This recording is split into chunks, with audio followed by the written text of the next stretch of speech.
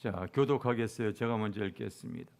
여호와께서 나단을 다윗에게 보내시니 그가 다윗에게 가서 그에게 이르되 한 성읍에 두 사람이 있는데 한 사람은 부하고 한 사람은 가난하니 가난한 사람은 아무것도 없고 자기가 사서 기르는 작은 암양 새끼 한 마리뿐이라 그 암양 새끼는 그와 그의 자식과 함께 자라며 그가 먹는 것을 먹으며 그의 잔으로 마시며 그의 품에 누움으로 그에게는 딸처럼 되었거늘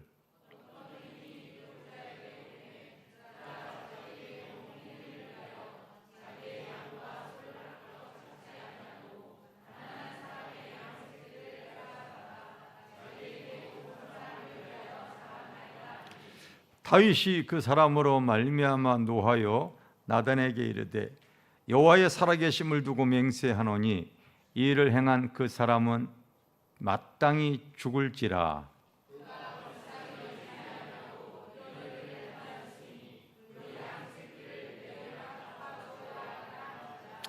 나단이 다윗에게 이르되 당신이 그 사람이라 이스라엘 하나님 여호와께서 이와 같이 이르시기를 내가 너를 이스라엘 왕으로 기름 붓기 위하여 너를 사울의 손에서 구원하고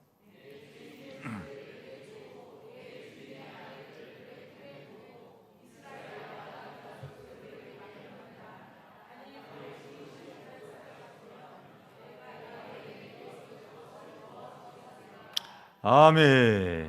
아멘. 따라합시다. 이렇게 회복하라. 오늘 말씀 제목입니다.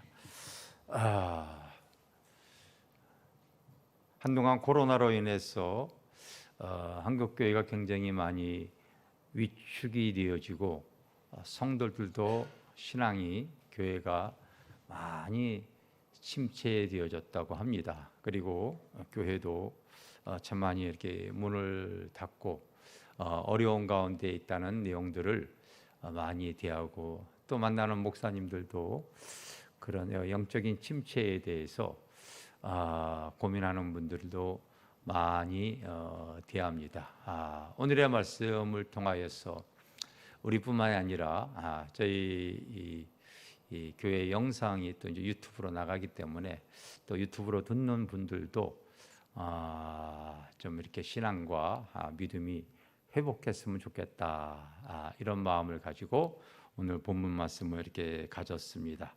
내용은 여러분들이 잘 알다시피 이제 선지자 나단이 다윗의 죄를 지적하기 위해서 다윗을 찾아가서 예를 들어 말을 하는 얘기입니다. 한 집안에 그 양 한 마리를 키우는 가난한 사람이 있고 또 부유한 사람이 있는데 부유한 집안에 손님이 찾아왔어요. 그런데 그 자기 것이 아까워서 이제 가난한 것을 뺏어다가 그 손님을 대접했는데 도대체 이런 사람을 어떻게 했으면 좋겠어요 했더니 다윗이 분이 나서 내가 맹세하건대 하나님의 살아계심을 두고 맹세하니 이와 같은 일을 한 사람은 마땅히 죽어야 되지 않겠느냐 이렇게 고백하는 내용이잖아요. 그랬을 때 바로 나단 선지자가 다윗에게 그렇게 행한 사람이 바로 당신 아닙니까? 하면서 그의 죄를 지적하는 내용이 오늘 본문의 내용입니다. 우리가 때로는 믿음 신앙생활을 하면서도 자기의 영적인 실상을 잘 알지 못해서 또 그냥 이 믿음 안에 거하는 모습들도 많이 갖고 있는데 오늘 본문을 통하여서 내가 지금 바로 주님과 교통이 잘 안 이루어지고 있다. 그리고 나의 신앙에 어떠한 힘이 없다. 그렇다면은 무언가 영적인 눌림이 있지 않겠는가 이런 생각을 합니다. 여러분 기억하십시오. 우리가 믿는 하나님은 정말 종교적인 신앙이 아니라 살아계신 하나님 믿는 거예요. 따라서 살아계신 하나님 믿는 겁니다. 할렐루야. 옆에 있는 분들 얘기하세요. 살아계신 하나님 믿는 겁니다. 아멘. 살아계신 하나님 믿는 거 여러분들이 기억하시기를 바랍니다. 그러면 오늘 이 본문에 보면은 신앙이 어떤 이제 이 다윗 왕이 이제 문제가 있는 것이죠. 어떤 문제가 생기냐면 오늘 여러분들이 이렇게 12장의 내용을 읽었는데 11장에 보면은 사실은 그 다윗이 넘어지는 내용이 기록이 되어져 있어요. 그 내용은 무슨 내용이냐면 바로 왕들이 출전할 때에 이렇게 시작되어지는 것이 사무엘하 11장의 내용입니다. 그 해가 돌아와 왕들이 출정할 때가 되매 이렇게 시작이 되어집니다. 내용을 읽어보게 되어지면은 이스라엘은 이 건기와 우기 때가 있는데 우기 때는 서로가 그 주변의 모든 국가들, 모든 왕들이 전쟁을 하지 못하죠. 그러나 건기가 되어지면은 이제 서로가 자기의 나라를 또 보호하고 지키고 또 영토를 넓히기 위해서 그 이해관계 속에서 이제 이렇게 전쟁을 하는데 대개 전쟁을 할 때에 그때 당시에다 고대의 왕들은 항상 왕이 같이 출전을 합니다. 그래서 11장에도 그 해가 돌아와 바로 다윗 왕이 출정할 때 이렇게 써 있지 않고 따라합시다. 왕들이 출전할 때, 그러니까 다른 국가 왕들도 당연히 전쟁에 참여를 했어요. 그런데 다윗 왕은 참전을 하지 않습니다. 그래서 장군 모압만 보내고 자기는 늦잠을 자다가 어떤 일이 생기냐면요, 바로 그의 신하 그의 부인이 목욕하는 장면을 이렇게 보게 되어지지 않아요. 그래서 거기에 대해서 어떠한 이 간음이 이루어지고 그리고 그 여인이 자식을 또 갖게 되어져서 그거를 무마하기 위해서 그가 이 우리아야를 전쟁터에서 불러서 그 와이프하고 이렇게 잠을 자게 해서 자기가 그 지었던 간음죄를 회피하려고 했었는데 충직한 그 우리아가 다른 나의 동료들은 전쟁터에서 피우려고 했는데 내가 아내와 같이 잠자기가 원치 않다고 해서 잠을 자질 않습니다. 이게 누가 답답하냐면 이제 다윗이 답답해졌잖아요. 그래서 이제 장군 모압에게 계획을 세우죠. 어떤 계획을 세우냐면 우리아를 전쟁 맨 앞자리에 세워서 죽게 하라고 하는 거죠. 그렇게 해서 이 우리아가 이제 전쟁에 죽고 맙니다. 은밀하게 이루어졌던 다른 사람은 알지 못했지만은 하나님은 알고 계셨던 거지요. 그 원인은 어디서부터 있었냐면요, 자기의 자리를 벗어나면서부터 시작되어진 일이었습니다. 왕들이 출전할 때에 자기도 당연히 바로 출전을 했어야 되죠. 그런데 이제 이 정도 위치에 있으면 되어졌다 생각해서 자기의 자리를 벗어나 버리고 맙니다. 여러분, 많은 사람들이 신앙생활 할 때에 이 정도면 되어졌다 해서 자기의 위치, 자기의 자리, 자기의 직분에서 벗어나는 사람들이 무척 많이 있지요. 그 직분 왜 받았는지 모르겠어요. 주일날이면 예배하면 예배의 자리가 있어야 되겠죠. 내가 항상 주님과 교통한다면은 기도의 자리가 있어야 하겠지요. 근데 어느 순간인가 이 정도면 되어졌다 생각이 되어져서 자리가 이탈이 되어지는 거죠.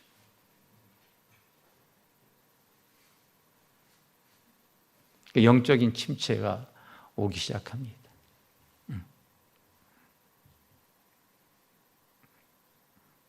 나의 신앙이 회복이 되어지려면은 이 자리 이탈이 되어져서는 안 되어질 줄 믿습니다. 있어야 할 자리에 있는 것이 복인 거지요.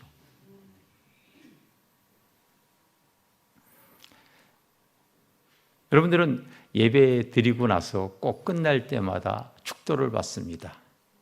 우리나라뿐만 아니라 세계 어디를 가도 다 축도를 받아요. 그 고린도후서 13장에 있는 내용 가지고 다 축도를 받습니다. 예수 그리스도의 크신 은혜와 아버지 하나님의 크신 사랑과 성령의 교통하심이 이렇게 축도를 받지요. 근데 여러분, 놀라운 사실이 하나 있어요. 예수 그리스도의 은혜를 여러분들이 깨닫고 우리가 신앙생활하고 우리 주님을 이 세상에 보내신 하나님의 크신 사랑도 이제 자꾸 신앙이 깊어질수록 심령 속에 새겨집니다. 문제는 성령의 교통하심, 교통과 교제하심에 대해서 무슨 말길인지 알아듣지를 못하면서 매번 축도를 그렇게 받고 그렇게 또 신앙생활을 한다는 거죠.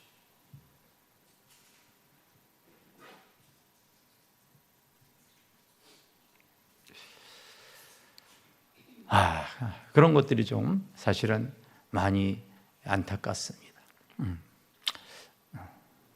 여러분들이 앞으로 예배의 자리, 그 기도의 자리에 있을 때에 항상 성령의 교통하심을 사모하시기를 바랍니다. 오늘의 간증, 제가 원고를 가지고 왔어요. 그것도 2개나 가지고 왔습니다. 2개 제가 저희 간증으로 읽어드릴게요. 첫 번째는 다윗 왕도 못 누린 은혜입니다. 다른 거 다 빼고 이 교회 신축으로 경험하는 은혜에 대해서 먼저 읽어드리겠습니다. 2023년을 맞이하여 드디어 우리 교회가 신축되었다. 짓기 전 과정도 순조로웠지만 준공하고 나니 그동안 드러나지 않는 은혜가 새롭다. 찾아오시는 목회자, 타 교인, 심지어 공사로 인해 만난 여러분들이 우리 교회를 와서 보고 교회가 무척 이쁘고 고급스럽게 건축되어졌음을 밝힌다. 그냥 하는 소리가 아니라 진심으로 말하는 고백이다. 하긴 서울 한복판과 같은 이런 위치에 공원 부지 위에 교회가 건립되어서인지 주변엔 건물이 하나도 없어서 좋고 예배 드리는데도 전혀 불편함이 없다. 게다가 교회 바로 앞에는 인공폭포가 흐르고 교회 지척에 팔각정과 쉼터, 운동시설과 야외형 벤치 등 최고의 시설 환경을 자랑한다. 약간 아쉬운 주차장은 반경 200m의 공용주차장이 우리를 위해서 세워졌다. 아시죠? 여기 밑에 공용주차장 있는 거요. 그리고 폭포에서 흐르는 물로 인하여 저녁에는 개구리와 귀뚜라미 소리가 정겹다. 서울 한복판에 시골의 소리와 멋진 자연을 맛볼 수 있는 곳이 어디 있겠는가. 여러분 저녁에 되어지면 여기서 귀뚜라미 소리가 쫙 들립니다. 폭포로 인해서. 교회 건물은 지하 2층에 지상 6층으로 건립되어 층마다 고를 높였기에 무척 개방감이 좋고 편안함이 있다. 특별히 우리 교회는 하나님께서 재정에 기름을 부어주셔서 한 푼의 빚도 없이 신축되어졌다. 우리 성도들이 특별히 많은 인원이 있는 것도 아니고 어느 누구 부여해서 건축 헌금을 크게 드린 분도 없다. 그런데도 교회 공사가 돈 문제로 어려움을 겪지 않은 것이 오직 하나님의 은혜이다. 대개는 건축하는 교회마다 재정이 부족하다 보니 헌금을 강요하는 부흥회를 개최하거나 건축 헌금 명단 공개 등으로 성도들의 부담이 생겨서 이로 인해 교회를 떠나는 성도들이 생긴다. 그러나 우리 교회는 건축 헌금조차도 오른손이 한 것을 왼손이 모르도록 하게 했다. 그러다 보니 성도들조차도 자기의 믿음의 분량대로 헌금한 것을 모르고 있다. 교회 성도는 어느 누구라도 건축으로 인하여 교회를 떠난 성도는 없다. 다윗이 하나님의 전을 세우고 싶었으나 전쟁의 피 흘림으로 인하여 그는 세울 수가 없었다. 우리 교회를 찾아오신 어느 목사님이 다윗 왕도 못 세운 성전을 길교회 성도들이 세웠네요. 아마도 성전 건축하는 목회자가 제가 알기로는 1000명 중에 한 분인데 정말 큰 은혜를 받으신 겁니다. 정말 우리 교회는 지방도 아닌, 그리고 서울 변두리도 아닌 서울 한복판에 평당 건축이 1200만이라 들여서 건축하면서도 빚 없이 지어졌다는 것에 대해서 하나님의 은혜와 감사가 너무 크다. 매일이 꿈꾸는 현실이다. 이렇게 하나 간증문을 썼어요. 할렐루야. 두 번째 간증은 PF 대출 위기에서입니다. 여보, 우리 집사람이 저에게 하는 소리예요. 예전에 지인으로부터 PF 대출 투자 협의가 있었잖아요. 지금 그 회사가 자금줄이 막혀서 대금 회수가 어려운가 봐요.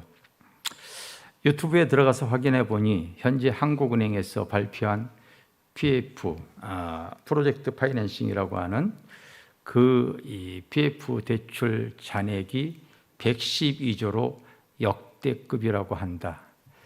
PF는 담보가 아닌 사업성을 보고 투자하는 상품이다. 위험성이 크다 보니 고금리를 주는 상품이기도 하다. 저는 수요 예배 때 이런 말씀을 드렸다.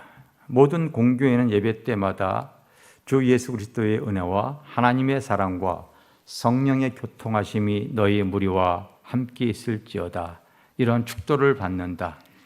우리가 그리스도의 은혜도 깨닫고 하나님의 사랑도 받았지만 성령의 교통하심을 잘 모르지 않는가? 신앙인은 네 안에 계신 성령님과 교통 교제가 이루어져야 함이 마땅하다. 과거 PF 대출 이전에 부모님 생전에 건축 헌금을 금리 높은 곳에 예탁하라고 해서 투자를 했던 경험이 있다. 그 당시 제2금융권이었지만은 기독교 전문 은행이었던 영등포에 있는 한중상호신용은행에 높은 금리를 준다고 해서 그곳에 헌금을 예탁했었다.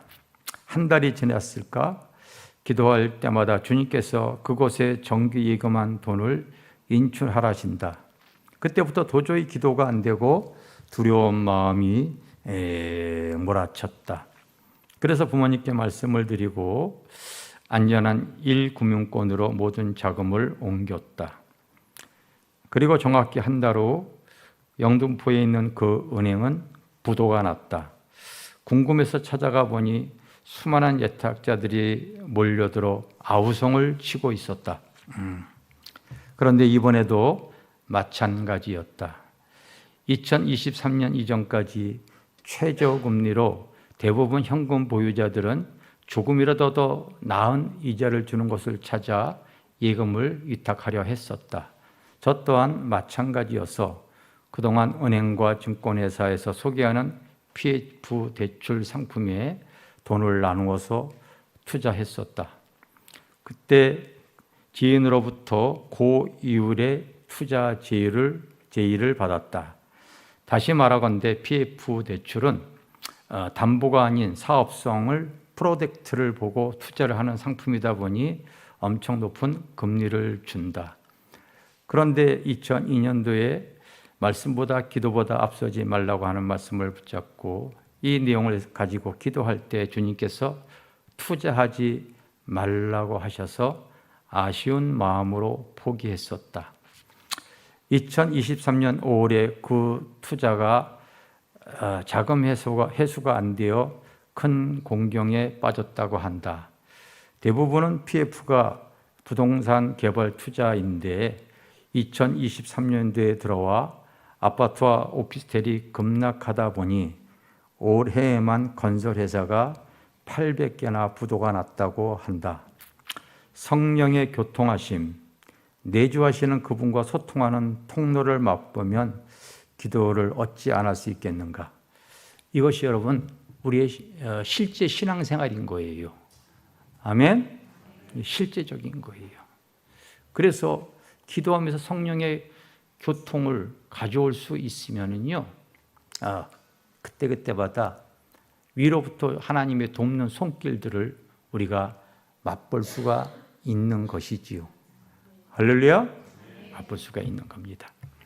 여러분, 기도의 자리, 있어야 할 자리, 여러분, 있어야 합니다.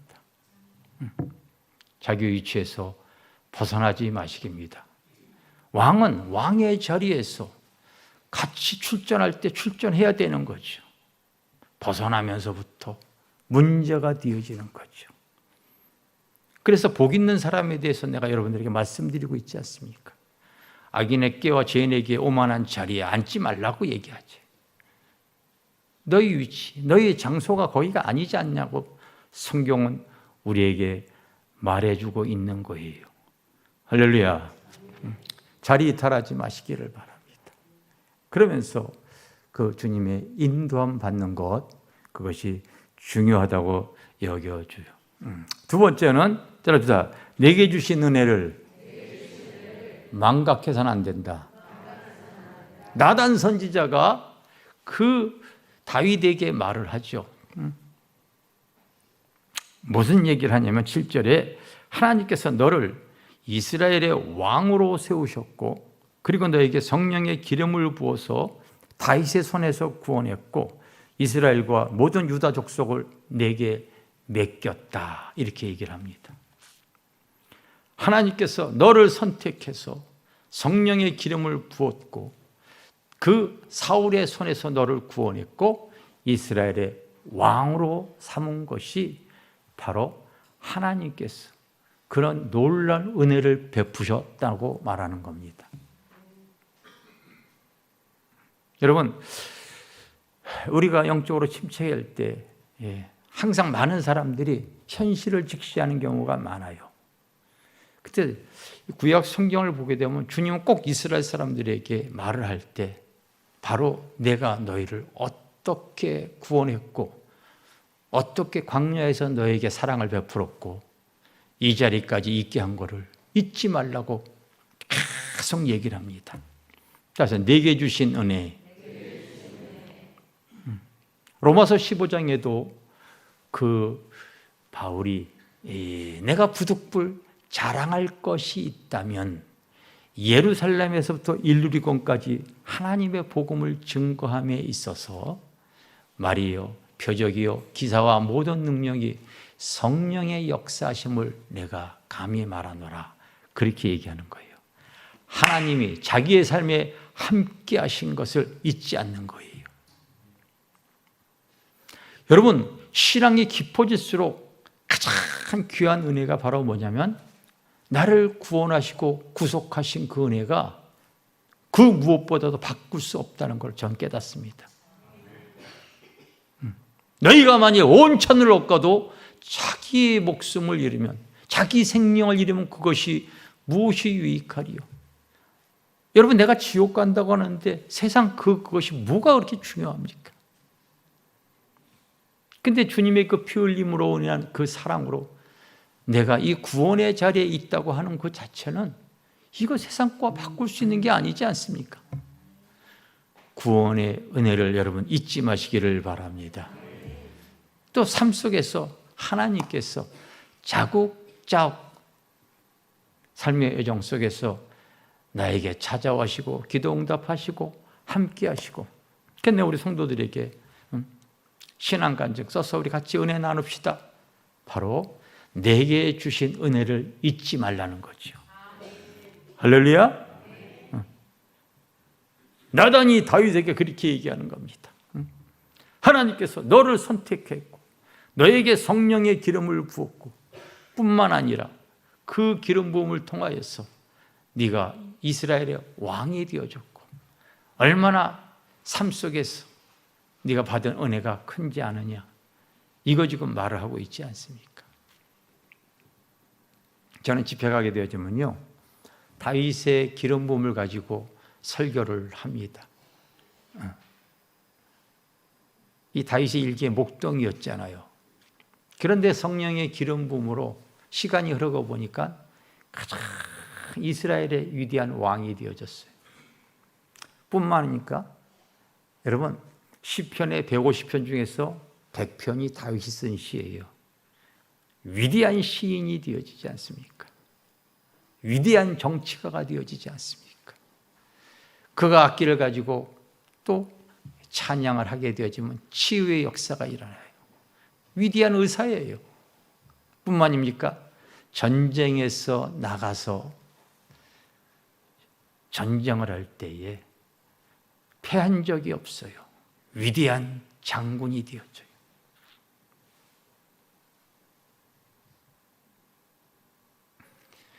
그게 세상으로 배워서 노력해서 된 것이 아니라 성령의 기름 부음이라는 것을 성경에서 말해주고 있거든요. 그래서 제가 그 말씀을 깨닫고서요, 제 나름대로도 그 말씀을 내 삶에 조금 적용시킨 거예요. 조금 적용시킨 거예요. 저도 제가 쓴 책이 여러분, 그 베스트셀러예요, 사실은요. 나도 위대한 작가가 돼요.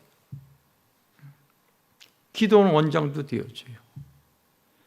하나님의 물건을 줘서 위대한 여러분, 나도 건물주가 되어져 있어요. 하나님의 은혜로 부흥사도 되어졌어요. 많은 치유도 하나님께서 허락하셨어요. 성령의 기름 부음이거든요. 다윗에게 그런 은혜도 줬고, 저도 뒤안길을 돌아보니 하나님께서 그때그때 주어진 은혜가 무척 큽니다. 따라주세요. 내게 주신 은혜. 은혜가 있는 사람과 은혜 없는 사람의 차이는요, 참 그동안 주어진 하나님의 은혜를 잊어버리고 현실만 직시하는 거예요. 오늘 또 나에게 찾아온 여러 가지 근심, 걱정만 붙잡고 살아요.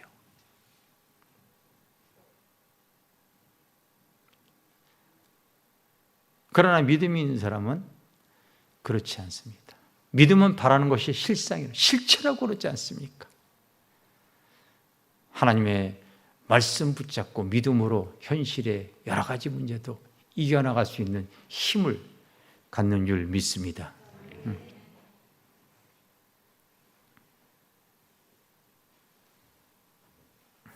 내게 주신 은혜 망각하게 되어지면요, 우리의 신앙도 자꾸 현실만 직시하다 보면 영적으로 침체할 수밖에 없어요.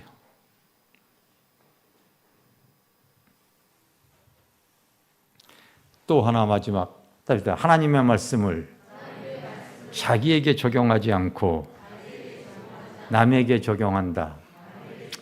여러분, 내가 에베소 4장 13절에 있는 말씀 여러분들께 자주 얘기하죠. 우리가 다 하나님을 믿는 것과 아는 것에 하나가 되어 그리스도의 장성한 분량에 충만하기까지 어느덧 우리가 신앙이 습관이 되어질 수가 있거든요. 예배도 하나님 말씀을 듣기만 하고 내 삶에 적용하지 못하는 경우가 사실 많이 있습니다. 그냥 아는 것에 그쳐지고 마는 거죠. 그래서 에베소의 그 4장 13절에 하면 너희가 믿는 것과 아는 것에 하나가 되라고 얘기하는 거예요.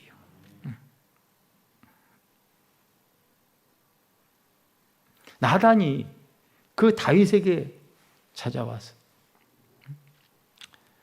한 부유한 그 사람이 손님이 찾아왔을 때 자기 게 아까워서 자식과 같은 그 양을 뺏어서 힘없는 그것을 뺏어서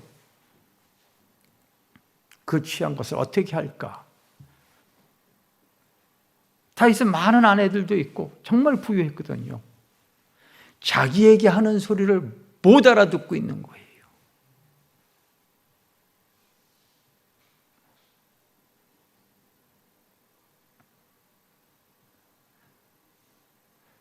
들을 귀가 없다 보니까요. 그렇게 신앙생활 하는 것이 정답인 줄 알고 있어요. 왜? 남들 그렇게 다 신앙생활 하니까. 신앙의 단계가 1년, 2년이 아니지 않습니까?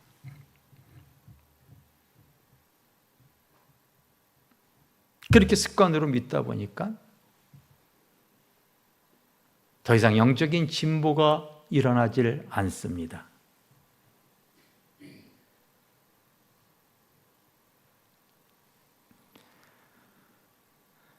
죄를 지어도 반복되어지다 보니 감각을 잃어버렸어요. 주일날 와서 예배 드리더라도요, 아무 그 회개가 되어지지 않는 신앙의 여정을 통하여서 주님이 나의 심령을 터치하지 못하고 그냥 예배 드리고서 가는 것 뿐이에요. 그냥 습관적인 예배 생활에 젖어 있는 거죠. 혹 그러다가 내가 주님 앞에 섰을 때에 주님이 나 모른다고 하면 어떻게 하겠습니까? 다시 말하지만 우리가 살아계신 하나님 믿는 거 맞는 거예요. 그렇다면 나의 침체된 모습이 있다면, 내가 주저앉아 있는 모습이 있다면 다시 회복하려고 하셔야죠. 따라서 이렇게 회복하라. 내가 지금 그 위치가 벗어난 부분이 있다면 왜 하나님이 나에게 귀한 직분을 줬는데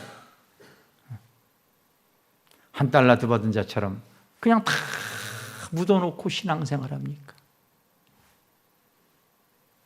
아무것도 안 하고 있어요. 지금까지 지내온 거 하나님의 그것이 은혜인데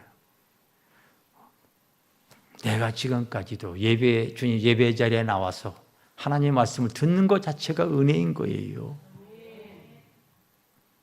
그 은혜를 망각하고 있는 거예요. 듣기만 하고 전혀 믿음의 자세를 갖지 못하다면 우리의 신앙에 그 영적인 부분에 문제가 있는 겁니다.